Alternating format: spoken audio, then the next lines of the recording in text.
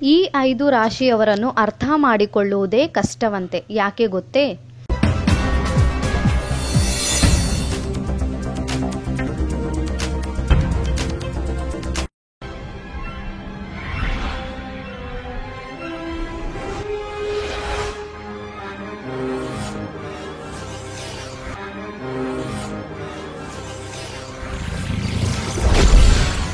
ಕೆಲವರು ನಮಗೆ ಎಷ್ಟೇ ಹತ್ತಿರವಾಗಿದ್ದರೂ ಅವರನ್ನು ಅರ್ಥ ಮಾಡಿಕೊಳ್ಳುವುದು ತುಂಬ ಕಠಿಣವಾಗಿರುವುದು.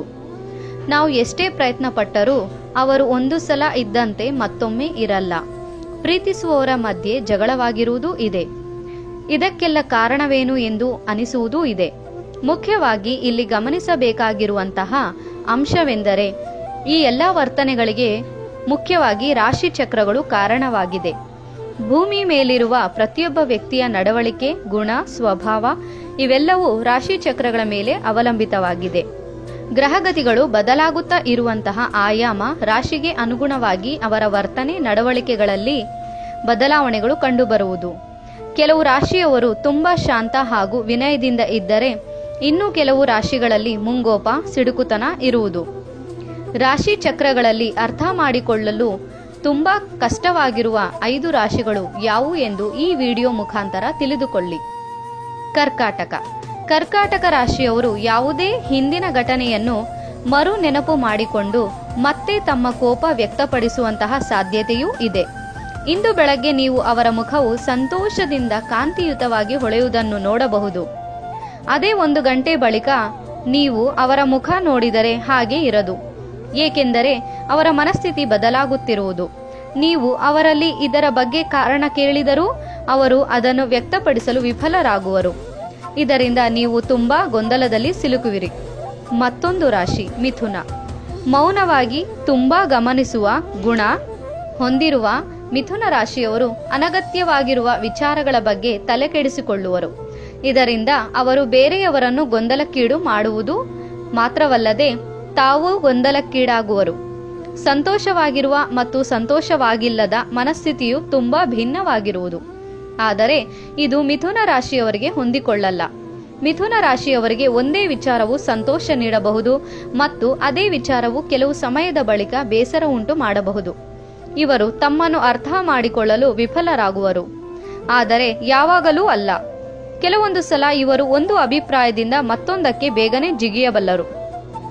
ಇವರು ಪ್ರತಿಯೊಬ್ಬರೊಂದಿಗೆ ಮತ್ತು ಯಾರೊಂದಿಗೂ ಮಾತನಾಡಲು ಬಯಸುವರು ಎಂಬುದರಿಂದ ಜನರು ಗೊಂದಲಕ್ಕೆ ಒಳಗಾಗುವರು. ಮತ್ತೊಂದು ರಾಶಿ ವೃಶ್ಚಿಕ ರಾಶಿಯವರನ್ನು ಅರ್ಥ ಮಾಡಿಕೊಳ್ಳುವುದು ತುಂಬಾ ಕಠಿಣ. ಯಾಕೆಂದರೆ ಇವರು ತಮ್ಮ ಮನಸ್ಥಿತಿಗೆ ಅನುಗುಣವಾಗಿ ಯಾವತ್ತೂ ವರ್ತಿಸಲ್ಲ. ಇವರು ಪರಿಸ್ಥಿತಿಗೆ ಅನುಗುಣವಾಗಿ ವರ್ತಿಸುವರು. ಇದು ನಿಜವಾಗಿಯೂ ಕೆಟ್ಟ ಪರಿಸ್ಥಿತಿಗೆ ತಿರುಗುವ ತನಕ ಮಾತ್ರ. ಸಾಮಾನ್ಯವಾಗಿ ಈ ರಾಶಿಯವರು ತಮ್ಮ ಭಾವನೆಗಳನ್ನು ಅದುಮಿಟ್ಟುಕೊಳ್ಳುವರು. ನೀವು ಕೇಳುವಂತಹ ಒಳ್ಳೆಯ ಜೋಕ್ಗೆ ಇವರು ನಗಲ್ಲ, ಅಥವಾ ಅವರಿಗೆ ಮುಜುಗರವಾಗಬೇಕೆಂದು ನೀವು ಏನಾದರೂ ಹೇಳಿದರೂ ಅದನ್ನು ಅವರು ತುಂಬಾ ಲಘುವಾಗಿ ಪರಿಗಣಿಸುವರು. ಇದರಿಂದ ಅವರನ್ನು ಅರ್ಥ ಮಾಡಿಕೊಳ್ಳುವುದು ಕಷ್ಟ. ನೀವು ಅವರನ್ನು ಅರ್ಥ ಮಾಡಿಕೊಂಡಿದ್ದೀರಿ ಎಂದು ತಿಳಿದ ಕೂಡಲೇ ನಿಮಗೆ ಅವರು ದೊಡ್ಡ ರಹಸ್ಯವಾಗಿ ಉಳಿಯಬಹುದು. ಮತ್ತೊಂದು ರಾಶಿ ಮೀನ. ಇವರು ತಮ್ಮ ಮನದ ಮಾತನ್ನು ಬೇರೆಯವರಿಗೆ ಹೇಳುವುದು ತುಂಬಾ ಕಡಿಮೆ.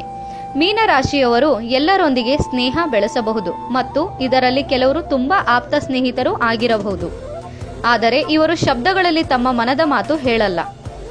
ಬೇರೆ ವಿಧಾನದಿಂದ ಇದನ್ನು ವ್ಯಕ್ತಪಡಿಸುವಂತಹ ಕಲೆಯು ಇವರಿಗೆ ಇದೆ. ಇವರು ತುಂಬಾ ಮೂಡಿ ವ್ಯಕ್ತಿ. ಇವರ ಮನಸ್ಥಿತಿ ಎನ್ನುವುದು ಬೇರೆ ಯಾರೋ ಅಥವಾ ಬೇರೆ ಯಾವುದೋ ವಿಚಾರದಿಂದಾಗಿ ಬದಲಾಗುವುದಿಲ್ಲ. ಆದರೆ ಇವರ ಕಾರಣದಿಂದಾಗಿಯೇ ಇದು ಬದಲಾಗುವುದು. ಆದಾಗ್ಯೂ ಕೆಲವು ಜನರು ಇಂತಹ ಪರಿಸ್ಥಿತಿಯನ್ನು ತಪ್ಪಾಗಿ ಅರ್ಥೈಸಿಕೊಳ್ಳಬಹುದು ಮತ್ತು ಇದರಿಂದ ಮೀನ ರಾಶಿಯವರಿಗೆ ತುಂಬಾ ಬೇಸರವಾಗಬಹುದು. ಕೊನೆಯ ರಾಶಿ ಕುಂಭ ರಾಶಿಯವರು ತಮ್ಮ ಹೃದಯದ ಮಾತನ್ನು ಹಾಗೆ ಪ್ರತಿಯೊಬ್ಬರ ಮುಂದೆ ಹೇಳಿಕೊಳ್ಳುವುದಿಲ್ಲ. ವೃಶ್ಚಿಕ ರಾಶಿಯವರು ಯಾರೊಂದಿಗೆ ತಮ್ಮ ಮನದ ಮಾತನ್ನು ಹೇಳಿಕೊಳ್ಳಬೇಕು ಎನ್ನುವ ಬಗ್ಗೆ ತುಂಬಾ ಮೂಡಿಯಾಗಿರಬಹುದು. ಅದೇ ಕುಂಭರಾಶಿಯವರು ಈ ವಿಚಾರದಲ್ಲಿ ತುಂಬಾ ಜಿಪುಣತನ ಪ್ರದರ್ಶಿಸುವರು. ಇವರು ತುಂಬಾ ಸುರಕ್ಷಿತವಾಗಿ ಕಾಣಿಸುವಂತಹ ವ್ಯಕ್ತಿಯೊಂದಿಗೆ ತಮ್ಮ ಮನದ ಮಾತು ಹೇಳುವರು. ತಮ್ಮ ಹೃದಯದ ಮಾತನ್ನು ಹೇಳಬೇಕೆಂದು ಇವರಿಗೆ ಕೆಲವೊಂದು ಸಲ ಅನಿಸುವುದೇ ಇಲ್ಲ. ತಮ್ಮನ್ನು ಅರ್ಥ ಮಾಡಿಕೊಳ್ಳಲು ಜನರು ಮತ್ತೊಂದು ಮಟ್ಟಕ್ಕೆ ಏರಬೇಕು ಎಂದು ಇವರು ನಂಬಿರುವರು. ಮಕ್ಕಳಲ್ಲಿ ಬುದ್ಧಿಶಕ್ತಿ ಏನೇ ಮಾಡಿದ್ರೂ ಸಹ ಹೆಚ್ಚಿಗೆ ಆಗ್ತಿಲ್ಲ ಅನ್ನೋರು ಶಾಸ್ತ್ರದ ಪ್ರಕಾರ ಈ ಸುಲಭ ಪರಿಹಾರವನ್ನು ಮಾಡಿಕೊಳ್ಳಿ. ಅನಾದಿ ಕಾಲದಿಂದಲೂ ನಮ್ಮ ಹಿರಿಯರು ಬ್ರಾಹ್ಮಿ ಪುಡಿ ಅಥವಾ ಸರಸ್ವತಿ ಪುಡಿಯನ್ನು ಹಾಗೂ ಇನ್ನು ಕೆಲವು ಗಿಡಮೂಲಿಕೆಗಳಿಂದ ತಯಾರಿಸಿದ ಪುಡಿಯನ್ನು ಜೇನುತುಪ್ಪದಲ್ಲಿ ಬೆರೆಸಿ ಮಕ್ಕಳಿಗೆ ನೀಡುತ್ತಿದ್ದರು. ಇದು ತುಂಬಾ ಪುರಾತನ ರಾಜಮನೆತನಗಳ ಪದ್ಧತಿಯಾಗಿದ್ದು, ಈ ರೀತಿ ಮಾಡುವುದರಿಂದ ಮಕ್ಕಳಲ್ಲಿ ಜ್ಞಾಪಕ ಶಕ್ತಿ ದಿನೇ ದಿನೇ ವೃದ್ಧಿಯಾಗುವುದರಲ್ಲಿ ಎರಡು ಮಾತಿಲ್ಲ. ಈ ರೀತಿಯ ಆಯುರ್ವೇದ ಔಷಧ ಬಳಸುವುದರಿಂದ ಬುದ್ಧಿ ಚುರುಕಾಗುತ್ತದೆ. ಶೀತ, ನೆಗಡಿ, ಕೆಮ್ಮು ಎಂದೂ ಕಾಡುವುದಿಲ್ಲ. ಮಕ್ಕಳಲ್ಲಿ ಹಸಿವೆಯನ್ನು ಹೆಚ್ಚಿಸುತ್ತದೆ. ದೇಹದಲ್ಲಿ ರಕ್ತ ಸಂಚಾರವನ್ನು ಸುಲಲಿತಗೊಳಿಸಿ ಮಕ್ಕಳಲ್ಲಿ ಇರುವ ಆಲಸ್ಯತನವನ್ನು ನಿವಾರಿಸುತ್ತದೆ. ಅಷ್ಟೇ ಅಲ್ಲದೆ ಕೆಲವು ಮಕ್ಕಳಿಗೆ ಇರುವ ಮಾತು ತೊದಲುವಿಕೆಯನ್ನು ತೆಗೆದುಹಾಕುತ್ತದೆ. ಜೇನುತುಪ್ಪದಲ್ಲಿ ಬೆರೆಸಿದ ಬ್ರಾಹ್ಮಿ ಪೌಡರ್ ಹಾಗೂ ಇನ್ನೂ ಇತರ ಗಿಡಮೂಲಿಕೆಗಳನ್ನು ಬೆರೆಸಿ ತಯಾರಿಸಿದ ಜೇನುತುಪ್ಪ ಬೇಕಾದಲ್ಲಿ ಈ ಕೆಳಗಿನ ನಂಬರ್ ಅನ್ನು ಸಂಪರ್ಕಿಸಿ.